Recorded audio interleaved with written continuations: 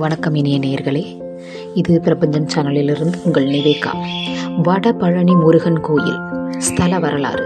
கலியுக வரதனாகிய கந்த பெருமான் உலகம் உய்யும் பொருட்டு வேண்டுவோருக்கு வேண்டும் வரம் அளித்துக் கொண்டும் அருள்பாலித்துக் கொண்டும் அருள்மிகு வடபழனி ஆண்டவராக இத்தலத்தில் எழுந்தருளியுள்ளார்.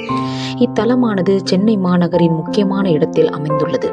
கிபி 17ஆம் நூற்றாண்டின் பிற்பகுதியில் தொண்டை நாட்டில் புலியூர் கோட்டம் என்னும் இந்த திவ்ய திருத்தலத்தில் அண்ணாசாமி நாயகர் என்னும் பெரியவர் முருகப்பெருமான் மீது கொண்டிருந்த மாசற்ற பக்தி கொண்டு தனக்கு உற்ற நோய் நீங்க பெற்று தென் பழனியில் இருந்து பழனி ஆண்டவரின் திருவுருவப்படம் பெற்ற அப்படத்தினை வைத்து வழிபட்டு வந்தார்.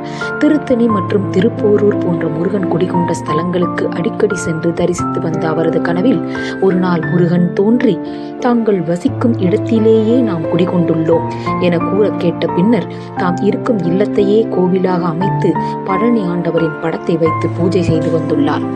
இந்த தலத்தின் சிறப்பாக பக்தர்கள் துடைக்க அடிக்கடி குறி சொல்லியே இவரது தனது நாக்கினை அறுத்து இறைவனுக்கு காணிக்கையாக செலுத்தியிருக்கிறார். நாக்கு நன்கு வளர்ந்த இவர் கூறும் குறி பலிக்கும் வகையில் பெருந்திரளாக மக்களை ஈர்க்கும்படி இருந்துள்ளது. இவர் செலுத்தி வந்த இக்காணிக்கை பாவாடம் தரித்தல் எனவும் மக்கள் கூறி வந்துள்ளார்கள். இவ்வாறு இறைப்பணி செய்து வந்தவருக்கு மூப்பு எய்திய பின்னர் இவரது சீடர்களில் ஒருவரான ஸ்ரீ ரத்தினசாமி தம்பிரான் என்பவரை இவரது பணியினை தொடர்ந்து செய்ய வேண்டி பணிந்து பின்னர் முக்தி அடைந்தார். வணக்கம் நேயர்களே.